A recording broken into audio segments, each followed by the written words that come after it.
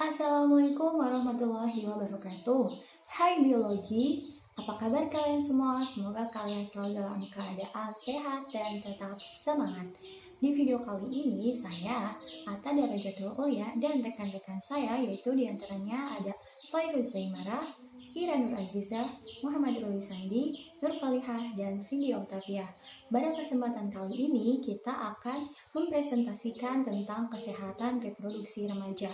Nah, di video kali ini saya akan menjelaskan tentang definisi dari kesehatan reproduksi remaja dan ciri-ciri pubertas pada laki-laki.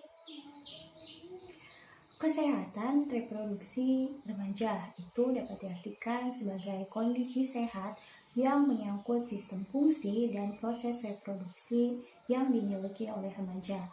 Nah, kesehatan sendiri yaitu memiliki arti keadaan sejahtera dan fisik, mental, dan sosial yang memungkinkan orang dapat hidup produktif. Sedangkan reproduksi itu berasal dari kata re dan produksi. Re di sini berarti kembali, sedangkan produksi itu artinya membuat atau menghasilkan, sehingga reproduksi itu dapat diartikan sebagai proses kehidupan manusia dalam menghasilkan keturunan demi kelestarian hidupnya. Nah, remaja di sini itu artinya masa peralihan dari masa kanak-kanak menuju ke masa dewasa. Menjaga kesehatan reproduksi adalah hal yang sangat penting, terutama pada masa remaja, sebab masa remaja adalah waktu yang terbaik untuk membangun kebiasaan baik menjaga kebersihan yang bisa menjadi aset dalam jangka panjang. Ciri-ciri pubertas pada laki-laki yaitu diantaranya suara membesar, pertumbuhan penis dan kantung zakar, ereksi dan ejakulasi, serta badan berotot. Halo, aku Fairuz Zaimara. Di sini akan menjelaskan sedikit tentang ciri-ciri pubertas pada perempuan. Yang pertama yaitu terjadinya menstruasi, biasanya diawali pada umur 10 tahun.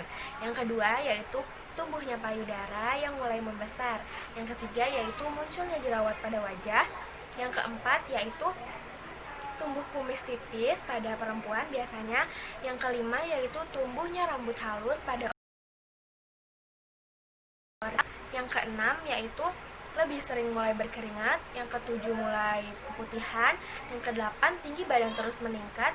Dan yang kesembilan panggulnya mulai membesar. Sekian. Cara menjaga organ reproduksi yaitu pakai handuk yang lembut, kering, bersih dan tidak berbau atau lembab. Yang kedua yaitu memakai celana dalam dengan bahan yang mudah menyerap keringat. Pakaian dalam diganti minimal 2 kali dalam sehari. Bagi perempuan, sesudah buang air kecil, membersihkan alat kelamin sebaiknya dilakukan dari arah depan menuju belakang agar kuman yang terdapat pada anus tidak masuk ke dalam organ reproduksi. Dan bagi laki-laki dianjurkan untuk dikhitan atau disunat agar mencegah terjadinya penularan penyakit menular seksual serta menurunkan resiko kanker penis. Penyakit menular itu diantaranya yaitu infeksi HIV dapat terjadi melalui hubungan seks baik melalui vagina maupun dubur, berbagai jarum suntik, dan transfusi. Perlu diketahui HIV tidak menyebar melalui kontak kulit seperti berjabat tangan atau berpelukan dengan penderita HIV. HIV inilah yang kemudian bisa menyebabkan AIDS. Virus HPV dapat menyebabkan kulit kelamin hingga kanker serviks.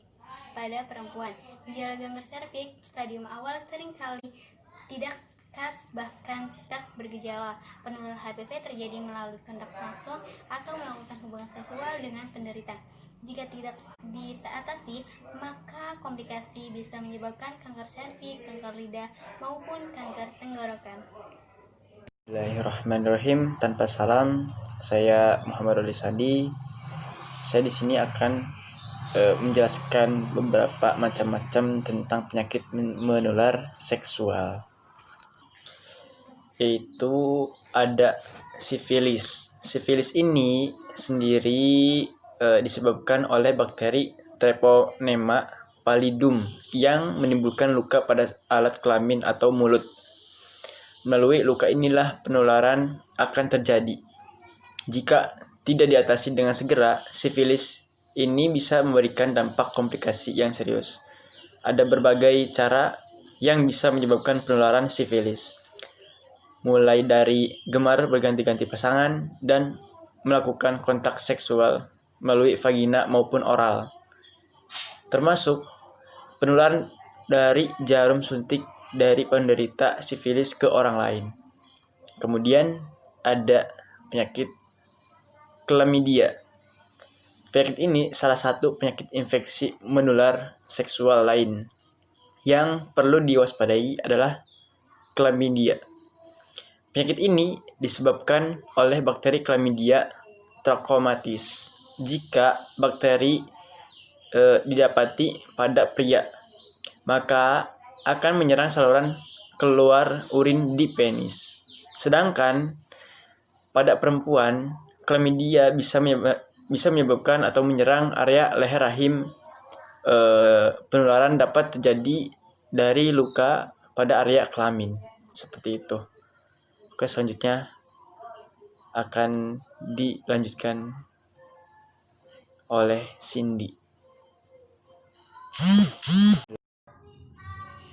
Saya Cindy Oktavia akan menjelaskan mengenai herpes genital, yaitu infeksi menular seksual pada manusia. Herpes genital yaitu merupakan penyakit di mana yang disebabkan oleh virus herpes simplex. Virus ini bersifat tidak aktif atau bersembunyi di dalam tubuh. Virus ini menyebabkan seseorang dapat merasakan lelah, kemudian rasa gatal, kemudian luka pada organ genital. Kemudian dalam penanganan penyakit ini, apakah orang tersebut mengalami pertama kali infeksi ini atau sudah berulang kali. Kemudian para dokter menyarankan untuk menangani penyakit ini bisa dengan obat antivirus. Sekian penjelasan dari saya. Kurang lebihnya mohon maaf. Wassalamualaikum warahmatullahi wabarakatuh.